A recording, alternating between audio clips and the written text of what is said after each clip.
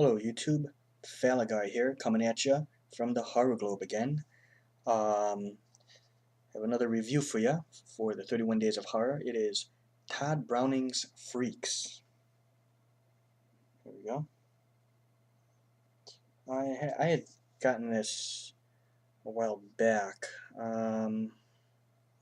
Yeah, probably almost a decade ago, which was the last time I had seen it, and then I just seen it again earlier today during my dad's birthday party. As you can see, it's over. Um, it is quiet again. And this film here, directed by Tod Browning's, or Tod Browning. He also directed, Dracula, the Bela Lugosi one in 1931, and something that I did not know. He also directed Lon Chaney Sr., actually, and I believe it was Phantom of the Opera and various other silent films from, back in the, the golden age of silent film, back in the, like in the 20s, I believe. Um, well, before I'll tell you how it opens up. It opens up with this announcer talking about this particular sideshow attraction, and this crowd follows him, and when they all look at it, it's some you don't see it, but he describes her as a bird woman, and then he also says that she was once a beautiful woman known as like the peacock lady, sitting high up in her flying trapeze, and it goes into a flashback of how she ended up this way. So it starts off with there are two little people, midgets, named Hans and Frida, and apparently Frida loves Hans, and I'm not too clear on this, but I think Hans is and Frida, they're both engaged, and Hans has his eyes set on this peacock woman up in the trapeze, and he's like looking at her in awe, and he basically desires her, and Frida's getting very jealous about that. And after a while, they start courting, and basically falls in love. He falls in love with her, even though she doesn't reciprocate.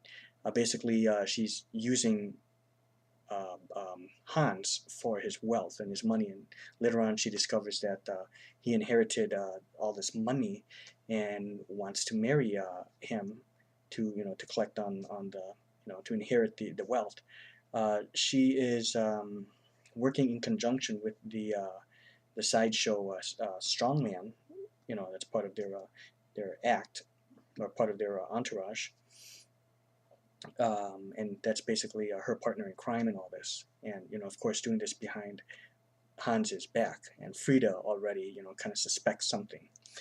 In between these scenes, you're introduced to some of the various other freaks in the film, such as I think Schlitzie, I believe, and the rest of her type of variation of a freak.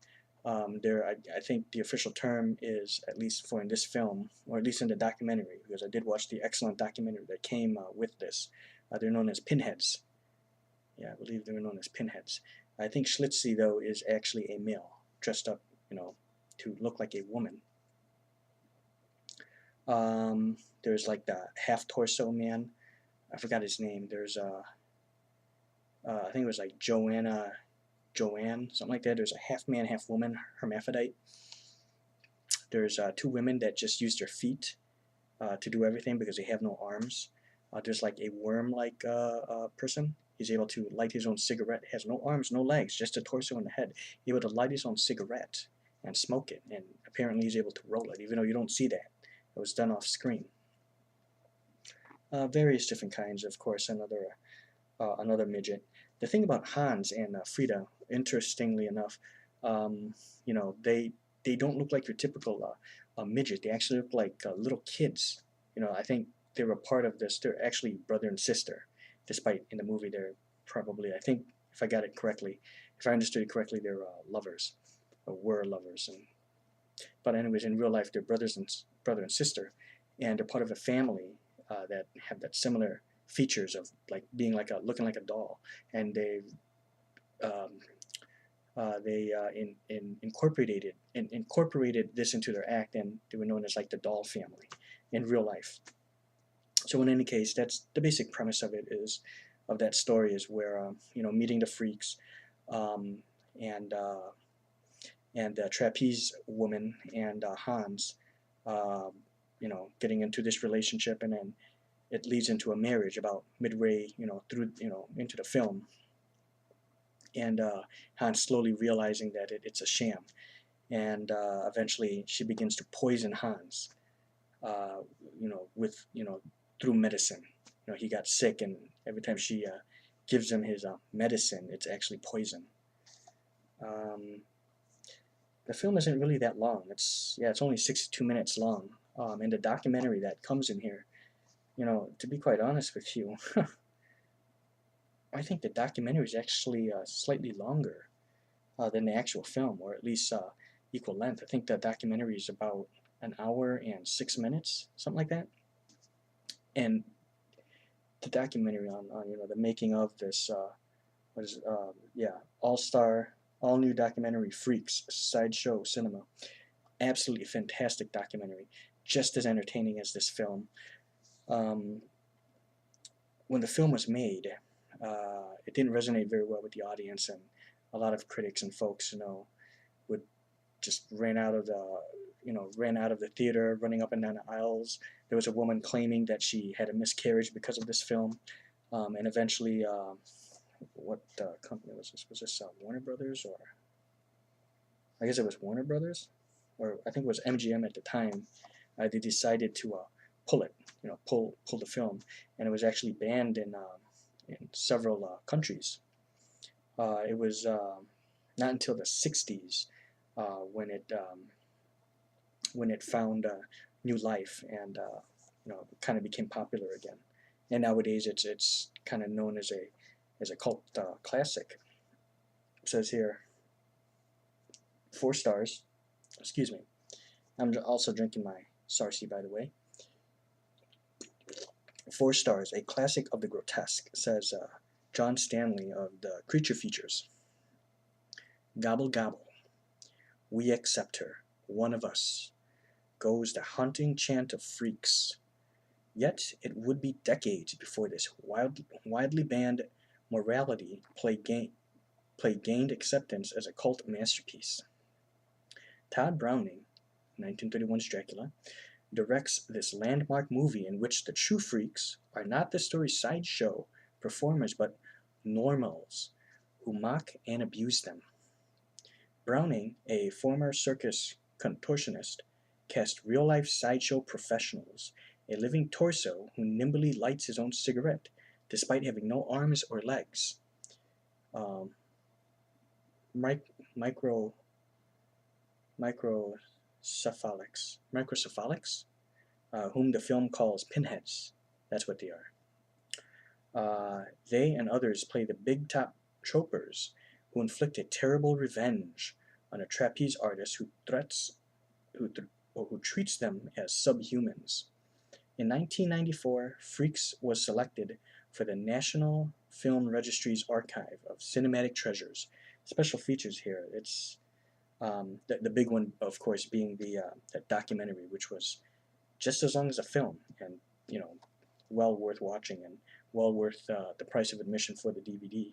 Commentary by David J. Scull, which I'm very interested in checking out, someday. Author of Dark Carnival, The Secret World of Tod Browning, Hollywood's Master of the Macabre, all new documentary Freaks, Sideshow Cinema. Special message prologue added for theatrical reissue. 3 alternate endings, which I've yet to see, and subtitles in English, Francois, and Espanol. Okay. Black and white, of course, and 62 minutes. And the film came out in 1932, folks. When I had seen this for the first time about a decade ago, I was just in awe. Not only by the storyline, for one, I didn't really start picking up into the storyline until about midway, a little bit past the midway point, because I was just so in awe at the at the real life sideshow acts, or sideshow performers that Tod Browning had, hired on for this film, or casted for the roles in this film. I have never seen a black and white film that showcased people like that before. So that was like new ground for me. I was amazed and astonished by it, and it blew me away. Now, seeing it for a second time, and back then, of course, I seen the documentary, and it just goes well right after you see the film. I highly recommend you watch that documentary. Seeing it again, just earlier today, followed by the documentary, I love it, just as much, if not maybe even slightly more so. This is a beautiful film, despite the fact that it's got some horrific leanings, and it's kind of like the storyline is very dark, and of course some people may be turned off by the real life quote unquote freaks that they use in here. And to my understanding from the documentary, the term freaks really isn't a derogatory term.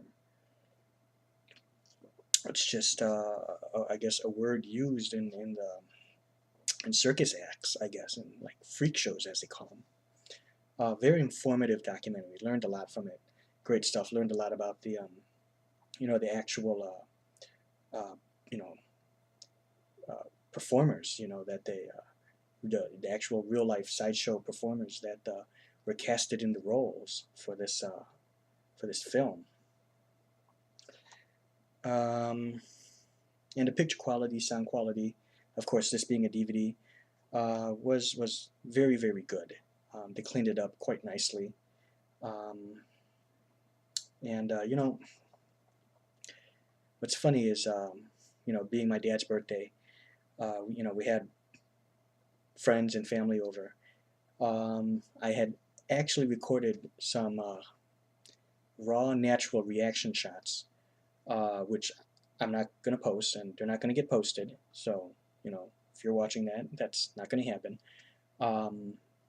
Because I just thought it would, be kind of neat for the Halloween season, of course, and, for this film, of what they would think of this film. It was of my cousin and her fiance, I believe. And I guess, after I told them that, hey, guess what? I got, your reactions from this. Would it be okay if I posted this? And they didn't feel comfortable with that. So I guess, out of respect to them, it's not going to get posted. But I can just say that they were just shocked. Not in a bad way, like more of like shocked in the sense that this is like something different and unique. Something I don't think they have seen before. And, I believe my cousin, she said that, which, I don't think she wants her name to be mentioned, but she did say that she's either met some real life, people, with this, some similar disabilities, or have maybe not met them, but actually seen them, like on, somewhere on TV before, but never like in a film like this. So they were just amazed by it, and it just would have been kind of cool if I would have been able to, kind of post that and see the natural reactions to a film like this. Just natural reactions, just for, out of curiosity to see how, maybe folks, how they would view this film. But like I said, I can't post that. They don't want it posted, and that's the way it's going to have to be. Yeah, but so anyways, getting down to my final score for Freaks, directed by Tod Browning. I'm going to include the documentary in this as well for the review. I mean, it goes hand in hand, okay? For the film itself, I would give Freaks. I really did enjoy it. And I'm not just talking about, the spectacles of the actual sideshow performers. They were just a wonder to behold. And I found them amazing. And these are real sideshow performers and not actors. And oh, even my cousin's fiance was even amazed by their acting abilities. He even said, "Well, these guys are real sideshow performers, and you can obviously tell they're not special effects." Which, you know, kudos.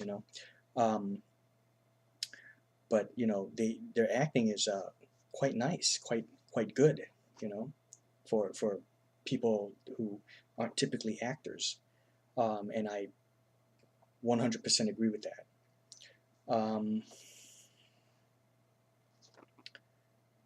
Just kind of lost my train of thought. Where was I going with this? Okay, yeah, I was coming down to my score. Okay, so for the film itself, out of 5, I was talking about why, and not just because of their, being, sideshow freaks, but because I'm going also by the storyline too, and it was a pretty intense storyline, and it did keep me involved. So for that, I would have to give the film.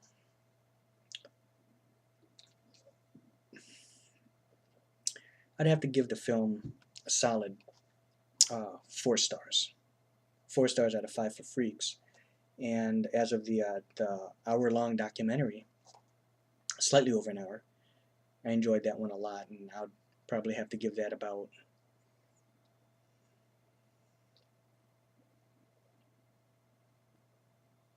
a solid to a strong 4-star rating. Maybe, yeah, equal to the film.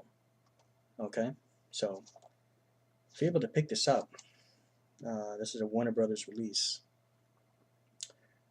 Pick it up. It's a great watch for Halloween, and just an all-around very good and entertaining film, and very well acted. Amazingly enough, by people who aren't really actors, for the most part. Okay, so there's my review. I hope you guys enjoyed it. Thank you guys for watching, and farewell, and please subscribe to the Globe, and everyone else involved with the Globe. And I'm Falagar517. Please shoot over to my channel and hit that subscribe button as well. Really appreciate it, and happy Halloween.